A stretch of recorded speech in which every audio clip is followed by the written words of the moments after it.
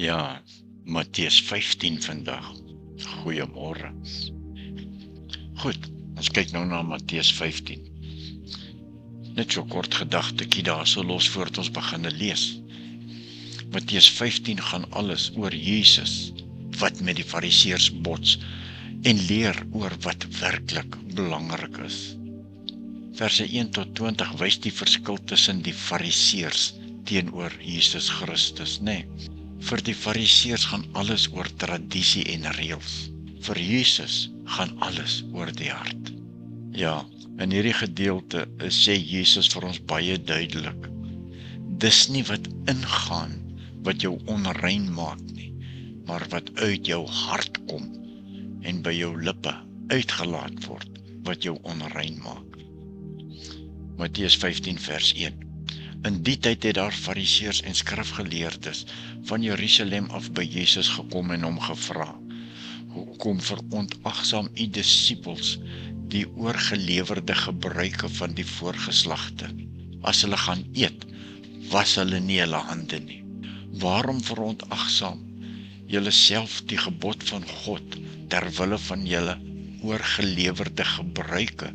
Het Jesus geantwoord. God het tog gesê, eer jou vader en jou moeder, en wie sy vader en sy moeder vloek, moet sekerlik doodgemaak word. Maar julle bepaal, as iemand vir sy pa of sy ma sê, die hulp wat u van my sou kon kry, maak ek 'n offergawe vir God, dan hoef hy nie meer sy plig teenoor sy pa na te kom nie. En so ontneem julle die woord van God, sy gesag ter wille van julle oorgelewerde gebruike, julle huigelaars. Die profeet Jesaja het julle mooi opgesom toe hy gesê het: Hierdie volk eer my met hulle mond, maar hulle hart is ver van my af.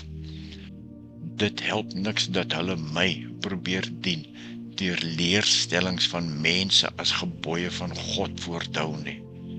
Ja, die Fariseërs het baie van God geweet, nee, maar baie van hulle het hom nie werklik geken nie. Baie van ons ken Jesus Christus, maar baie van ons ken hom nie werklik nie. Dit is nie genoeg om godsdiens of selfs die Bybel te bestudeer nie. Ons moet God persoonlik ken. Vers 10, toe het Jesus die menigte nader geroep en vir hulle gesê: Julle moet nou mooi luister en mooi verstaan. Dit is nie wat by die mond ingaan wat die mens onrein maak nie, maar wat by die mond uitkom, en dit maak 'n mens onrein. Daarna het die disippels na hom toe gekom en gesê: Weet u dat die Fariseërs hulle vererg het, toe hulle gehoor het wat u sê? Maar Jesus antwoord hulle: Elke plant wat my hemelse Vader nie geplant het nie, sal uitgetrek word. Vers 14, laat staan hulle maar. Hulle is blinde leiers van blindes. En as 'n blinde lei, dan val albei in die sloot. Ja, Jesus het dit vir sy disippels gesê, om die Fariseërs te ignoreer, omdat hulle blind was vir God se waarheid. Elkeen wat na hulle geluister het ook gevaar geloop om geestelik blind te raak. Ja, nie alle godsdienstige leiers is goeie Christelike leiers nie. Nee, sorg dat die mense na wie jy luister, regtig geestelike insig het. Vers 15, Petrus sê toe vir hom: Verduidelik tog vir ons die beeldspraak. Verstaan julle dit nog nie? Antwoord Jesus. Begryp julle nie dat alles wat by die mond ingaan, na die maag toe gaan en daarna uit die liggaam uitgaan nie? Maar wat by die mond uitkom, kom uit die hart, en dit is die dinge wat mense onrein maak. Uit die hart kom slegte gedagtes, moord, oorspel, onkuisheid, diefstal, vals getuienis, kwaadpratery. Vers 20, dit is die dinge wat 'n mens onrein maak. Maar om met ongewaste hande te eet, maak 'n mens nie onrein nie. Ja, ons werk hard daaraan om ons uiterlike mooi en goed versorg te hou, nee. Wat in ons harte is egter nog baie, baie belangriker. Dit is hoe ons van binne lyk. Daar waar niemand anders kan sien nie, is wat vir God belangrik is. Hoe lyk jy van binne? God wil hê dat ons voorkeur moet gee aan gesonde gedagtes en gesindhede, nie net aan gesonde kos en oefening nie. En toe kom hierdie Kanaanitiese vrou by Jesus aan. In vers 21, Jesus het daar vandaan weggegaan en na die streke van Tyrus en Sidon toe vertrek. 'n Kanaanitiese vrou, wat in daardie gebied gewoon het onverwags by hom, Jesus, aangekom. En sy het aanhoudend geroep: "Ontferm U oor my, Here, seun van Dawid. My dogter is in die mag van 'n bose gees, en dit gaan sleg." Maar hy het haar niks geantwoord nie. Sy disippels kom toe by hom en vra: "Stuur haar weg, want sy hou aan met skreeu hier agter ons." Vers 24, Jesus antwoord: "Ek is net na die verlore skape van die volk Israel toegestuur." Ja, die disippels het Jesus gevra om ontslae te raak van die Kanaanitiese vrou, nee, omdat haar gesoebat hulle geplaai het. Hulle het geen meegevoel met haar gehad nie, en hulle was nie sensitief vir haar behoeftes nie.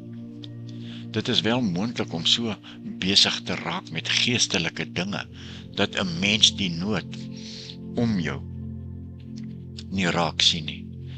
Die rede hiervoor kan vooroordeel wees, of bloot die feit dat dit vir ons ongerieflik is om dit raak te sien. Ja, ongerieflik. Moenie ander se nood as 'n las beleef nie. Sien dit eerder as 'n geleentheid om hulle van Jesus te vertel en na Jesus toe te lei. Deel God se boodskap met alle mense en moenie diegene wat anders as jouself is, daarvan uitsluit nie. Jesus het nie die vrou verwerp nie.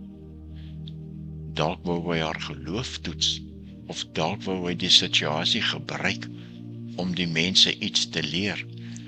Ja, dat enige een die geloof kan hê. Vers 25, maar die vrou kom kniel voor Jesus en sê: "Here, help my." Hy sê vir haar: "Dis nie mooi om die kinders se brood te vat en vir die hondjies te gooi nie." "Dit is waar, Here," sê sy, "maar die hondjies eet darm van die krummels wat van hulle baas se tafels afval." "Mevrou," sê Jesus vir haar, "jou geloof is groot. Jou wens word vervul." En van daardie oomblik af was die dogter gesond. Nou, die Jode het nie-Jode gewoonlik honde genoem, omdat hulle geglo dat hulle nie die ware God aanbid nie. Jesus was dus nie besig om die vrou te verneder nie, maar hy het die woord hondjies gebruik om aan te toon hoe groot die kontras tussen sy gesindheid en die van die Jode was. Die vrou het nie teëgestribbel nie.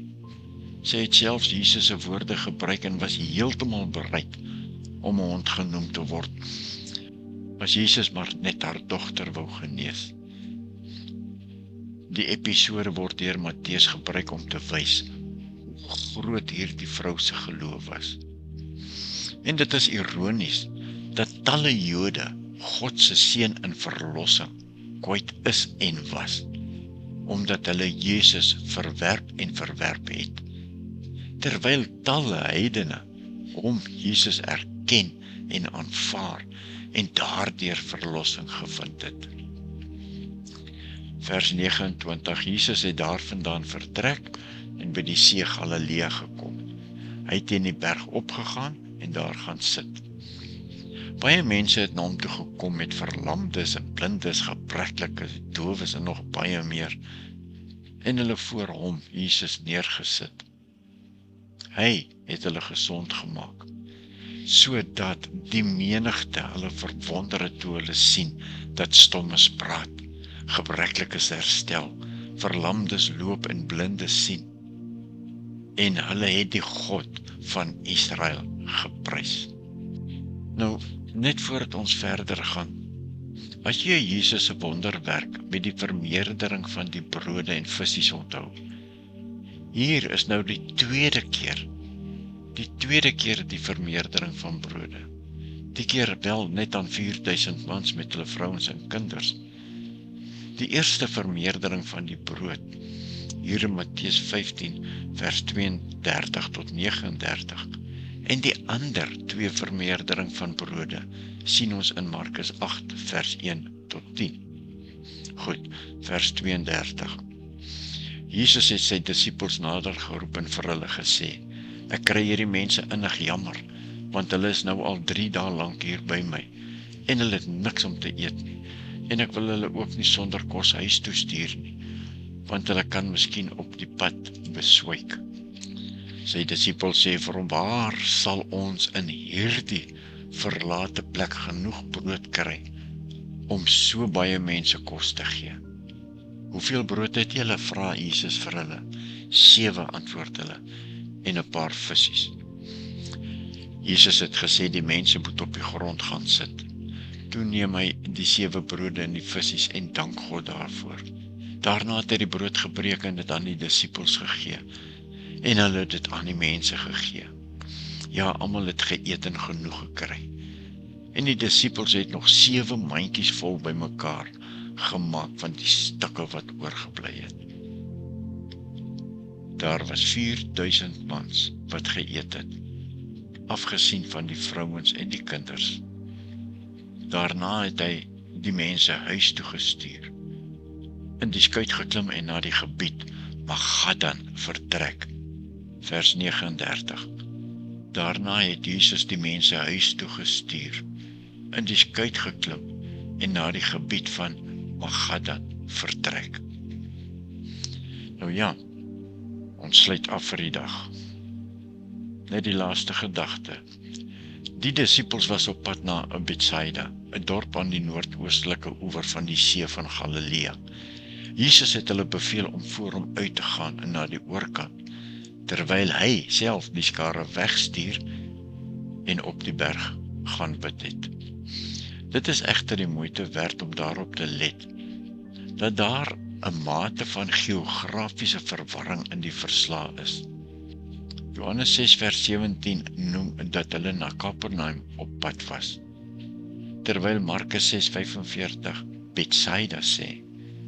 Een moontlike verduideliking is dat hulle aanvanklik na Betsaida op pad was, maar later in Genesaret beland het, soos genoem in Markus 6 vers 53.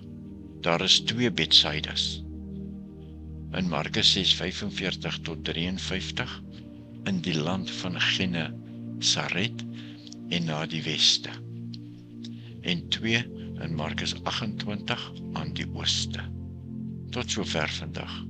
Dankie dat jy saam geluister het, en mag die Here gee, dat julle môre weer saam luister, want dan is ons in Jesus se teenwoordigheid, en kan ons hoor wat hy daai mense geleer het, met 'n boodskap vir vandag se mense. Seën, vrede en genade vir julle, almal wat nou saam gelees het. Van God onse Vader, die Here Jesus Christus en die Heilige Gees. Amen.